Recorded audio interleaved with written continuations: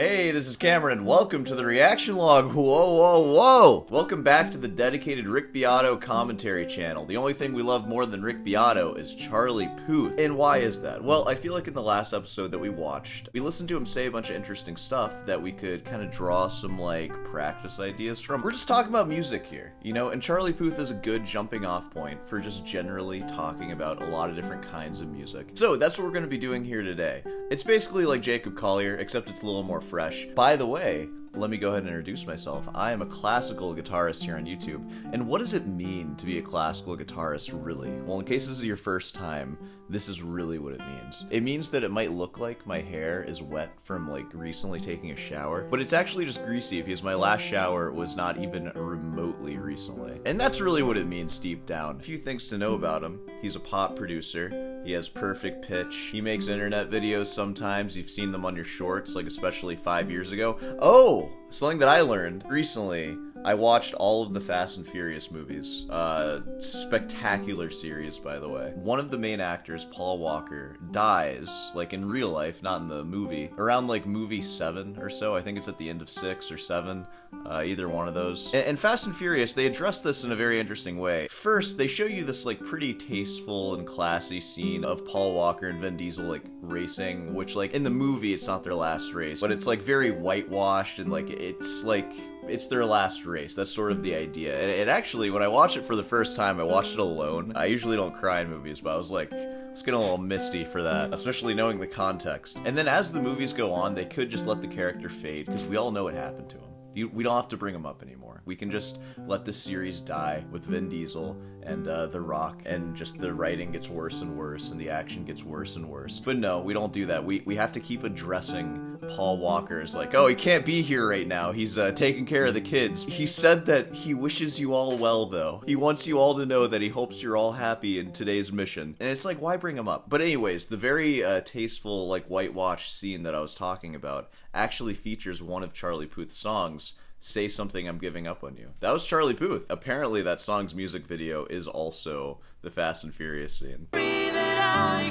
Wait, what song am I thinking of? Oh, there you go. Okay, so, God, I was thinking of this, just is this just totally wrong? But alright, so the song during Paul Walker's final driving scene is See You Again, Wiz Khalifa featuring Charlie Puth. Okay, I thought Charlie Puth wrote the Say Something I'm Giving Up on You song, but no, he didn't. Or he might have, I don't know, I don't even know what's going on anymore. But yeah, dude. He goes off to a different way. That way goes to heaven, I guess. Yeah, I can make all the jokes I want. When I watched this for the first time, 2 months ago, I was oh god. And then they just ruined the whole thing. They made it 7 movies. The first 7 movies, they made it pretty far without it being too bad. The first movie is classic, though. There you go, Wiz Khalifa featuring Charlie Puth. Hey, have you ever been featured by Wiz Khalifa before? We trust Charlie Puth here. That being said, let's go ahead and jump into this, shall we? Rick actually left off with a question. Can you have pop music that's too complex? Softball question. I did a cliffhanger on it, but let's see what Charlie has to say. Do you think that the average listener that listens to pop music, that there's only a certain level of complexity that they can accept for pop music? I don't know, Rick. That's a really tough one. The average person who doesn't give a flying flip about music, do you think there's a certain amount of avant-garde, and weirdness in their music they can handle before they're what is this? Ew. She loves you, yeah, yeah, yeah. She loves you, well, that doesn't have complex harmony. But if you did... Rick just shut that down. Wait, what was the context of that? Except for pop music. If you listen to She Loves You, yeah, yeah, yeah. She loves you, well, yeah, that doesn't have yeah, complex yeah. harmony. Let him finish. He was about to play something, right? But when you yeah, yeah. That's yeah, right. Yes. That's it's not complex, but that's for a song of that lyrical, she loves you, yeah, yeah, yeah, she loves you, yeah, yeah, yeah, she loves you, yeah, yeah, yeah. To have that little twist in there, that little almost Beach Boys.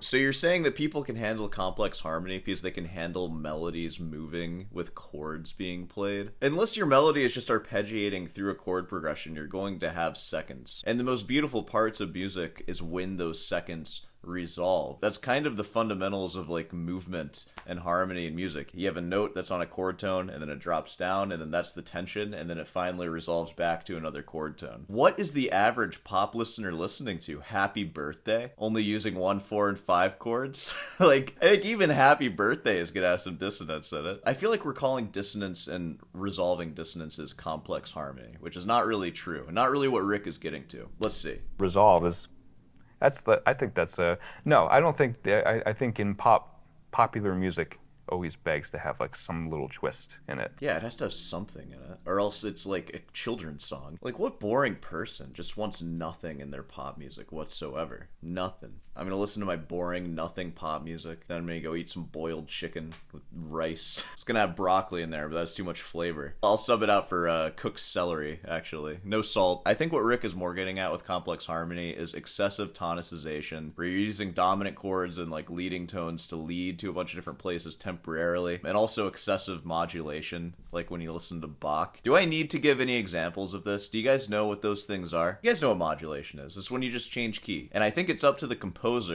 because this is possible. You can change key in a very seamless way, and the average pop listener will have no idea that you even modulated. I remember, like, when I was a kid listening to Bach, and even, like, Mozart and stuff for the first time, I didn't know that it was modulating, and you'll be hard-pressed to find any classical music that doesn't modulate at some point, because the form of classical music is kind of defined by modulations. Like, you always go to the key of the 5, or the key of the 4, or the relative minor, or relative major, or whatever. And when it's really well composed, you don't even hear it. It's more of like an effect. It's more something that you feel than you hear, like when you don't know what's going on. So yeah, if you want to call like complex harmony random block chords modulating by just like sort of throwing them in, that might be jarring to the average pop listener. But anything is possible if you're slick enough, I believe. Used to do a lot of TikTok. I'll get my guitar. I need to. This is gonna be a really crappy example of tonicization, just using like open chords. Like, say that you just have a 1, 4, 5 chord progression in C,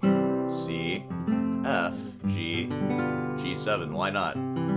C. A way you can add complexity to your music is by tonicizing the next chord you're going to. An easy way to do it is if you just play the dominant of the chord that you're going to. If you're playing C and going to F, play C7. And then if you're going to G, maybe play D7. And then...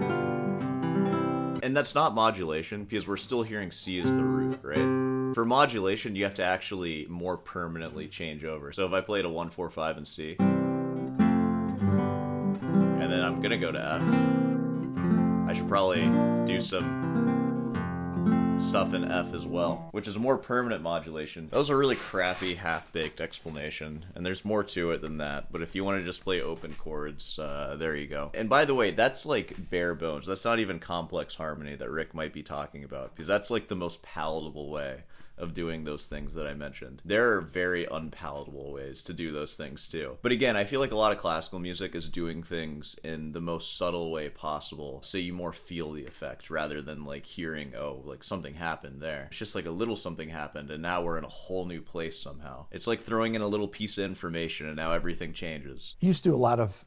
All right, so Rick is just moving on past that question. Rick doesn't challenge like anything Charlie is saying. That's why I was surprised when Rick was like, well, that's not complex harmony. And then Charlie just kind of gives us, we have a melody that goes stepwise through a chord, and there's like, you know, dissonance and resolution there. I don't know, Rick, I feel like there's stuff to talk about there. You're kind of just throwing questions at him and just seeing how he takes it. There's no further analysis. Used to do a lot of TikTok things, and well, I mean, I guess you post them to all different things, but you would show kind of your production process. Yeah. And when I was first starting to post on Instagram and stuff, I'd look at what you did. Oh, and really? I thought that I was like, oh, Charlie really knows how to do something and present an idea in 30 seconds. You produce like you would do a production idea or something. You're working on a song. I wonder if I did this, and then maybe I used to sound like this, and I did this. Yeah, kind of the reverse engineering, visual engineering at the time. Yeah, some of those were, some of them were pre-planned, but not spent hours beforehand. It was, when I say pre-planned, it meant me getting a soda at Conway, where I was basically living at the time, and thinking, okay, if I do that, I have a mental checklist. Okay, let's just record this, that, so we have it in our back pocket. Okay, record. Here we go. Take one, and then I do the claps and I line up everything. There's some pre stuff that goes into it, but for the most part, it was really like happenstance. Like, what are you talking about, Charlie? I don't think you're answering Rick's question at all. I think all three of us are in different universes right now. What? Let's and then on take 4, I'm like, wait, I'm gonna redo that. I'm gonna use a different sound or something. I kind of go. I think Rick's talking about your like TikToks, how you like record a sound. Hold on, let me finish. Let me The flow. Hold on a little bit. Tell me about the. What? We're just moving on from that. Tell me about. Rick is talking about how he used to do this. He would be like, "Oh, what if I record this sound and do this?" Like, listen to this song. Why does Everybody Wants to Rule the World make you feel inspired and emotional? It's because the song is pitched up with a tape machine. Back in the day, they call this sweetening the audio. oh wow, we're still talking about that now. Dang, dude, is that why it makes you feel that way? I can see why people hate him. He seems like a douchebag in these. Song I made with some... Do I seem like a douchebag in my videos? Oh my god. I do the same thing. I told you that I never. That actually comes from this keyboard right over here. The Roland Juno synthesizer from 1982. I used patch number 27 on the piano part. The piano part. I swear to God, he has shorts where he's like, I'm gonna record this sound. How will it fit in this song? And then he like makes a song out of it. And it's There's a song that started off like... and there'd be very big guitars like... wah, wah. And I want the snare to sound like... boink! No. Oh, that's good. That's hilarious. Ha ha ha.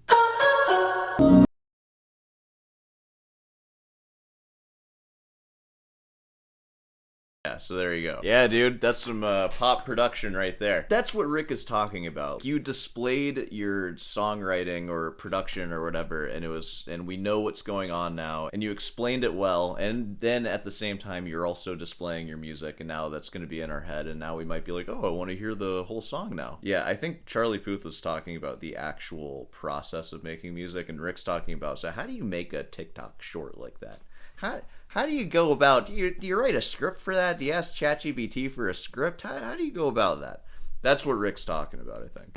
About the relationship of social media and how you actually promote your music. There we go. All right, so Rick's digging in. I mean, just artists in general nowadays, contemporary artists, and how they use social media to promote their music. And if it's changed even in the last 3 years or so, is it any different than it was? There was a point in time where I was given a list. You're going to go to this radio station. You're going to go to this person. You're going to make sure you say hello to this person because they're going to give you all the spins. Yeah. And that doesn't really, it exists, but it comes a little bit later in the cycle now. Radio's still like a really important thing for every artist. Yeah. It's just like, it can come in the beginning, it can come in the middle, it can come in the end, whereas it needed to come in the very beginning. You know, listening to him talk, he's a very interesting, like, kind of artist. Because at least from what I can tell, he's very big into social media and promoting himself.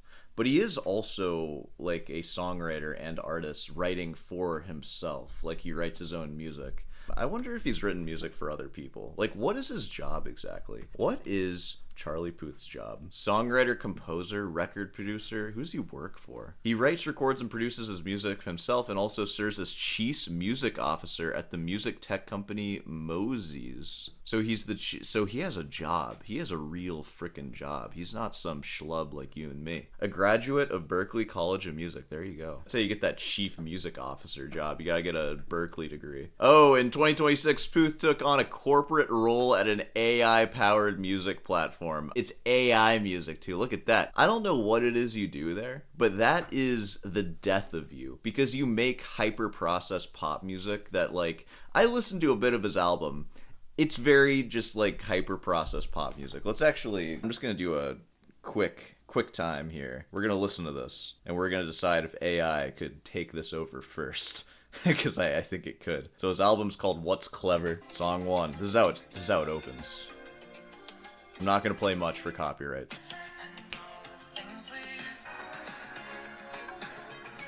I'm just going through them. It's very funky, like, kind of. It's almost like 80s, like, influence, too. He has a ton of guest artists, and one of them is Kenny G. Let's hear the solo.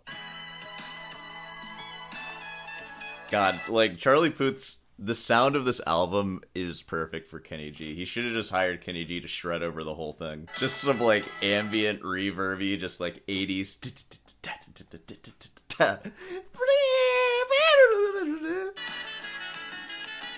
That elevator is gonna be so hyped up. Oh my god.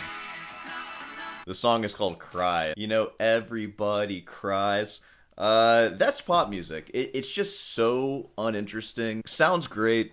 It's like pretty boring, I think. Like if you're hearing that lyric and being like, oh yes, I feel you, Charlie. Like, I don't know. It's not that like great, I guess. Yeah, that's interesting. That definitely puts him in a worse light. Is Charlie Puth that good? Yeah, I think he's that good. Is he cool though? Ooh. I don't know about all that after working with an AI company. I don't know. I remember making music for MySpace and getting excited when 10,000 people would go in my SoundClick that was linked to it, and I would go to Ustream.tv and Blog TV and like... Yeah, we get it. You're old boomer. Document the process of making that song live. It's all the same stuff. And what makes a song resonate with people?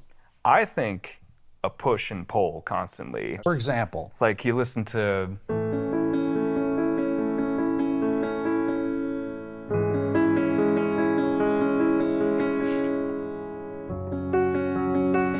voice leading.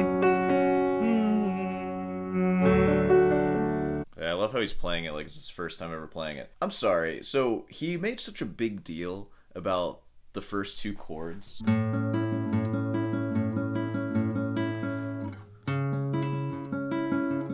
There's no push and pull in that as the one chord going to the three chord, both of which are considered tonic chords because they are so similar to each other. They share two of their three notes. You would not consider that like push and...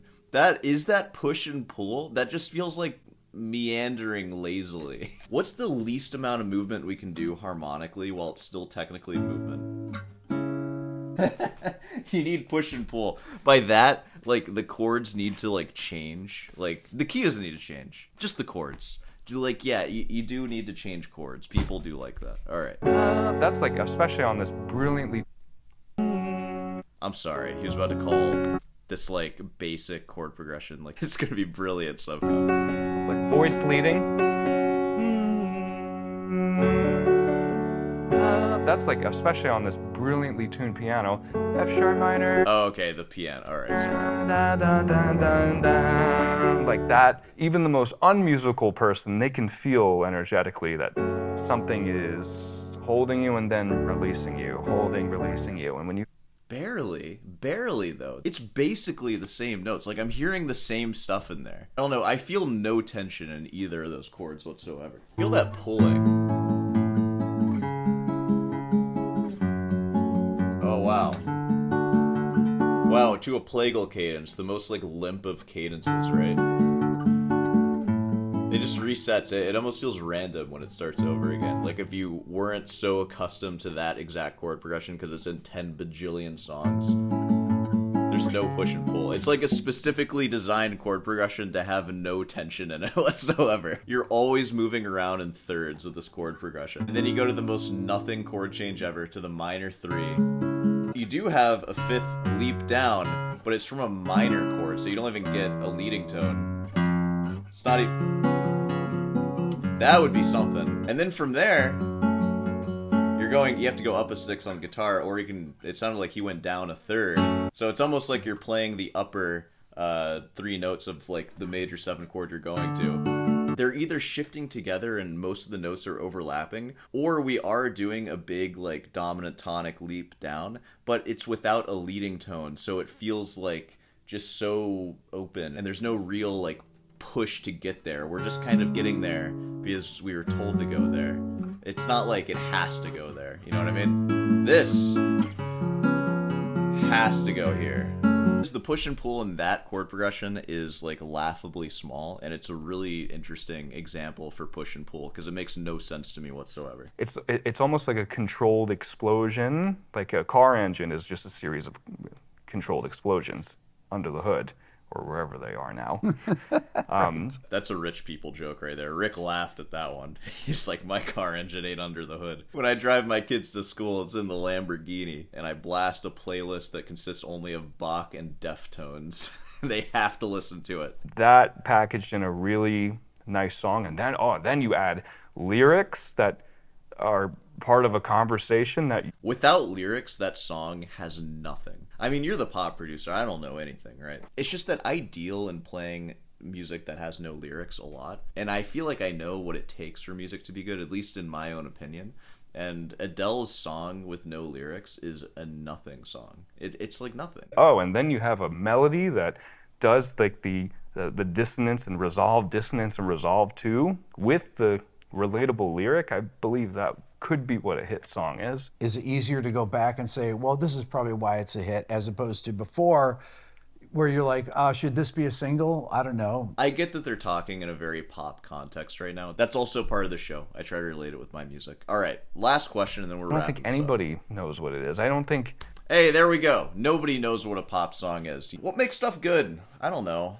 I don't know either. But that was a pretty fun episode. I feel like we covered some interesting things. We are 13 minutes and 33 seconds into this video. Next one's not going to be Charlie Puth, but I am going to keep going through this video because I feel like we're uncovering a lot of interesting things here. But yeah, that being said, what time is it? It's 10:23. I have my recital class coming up pretty soon. Let's see how many people are actually in it.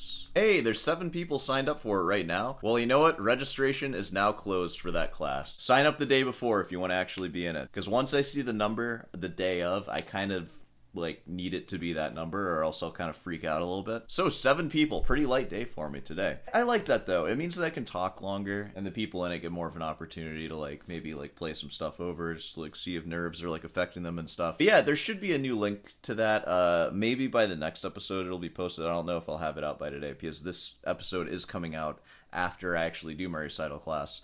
So that means I have to edit it, so I'll probably be uploading this around 4 o'clock or so. So it'll be a little while. I'm going to go ahead and wrap this up here so I can prepare for that. Of course, if you made it this far, be sure to subscribe and leave a like. Recital class, Rootin's Delight, merch, get some merch. I'll see you in the next one.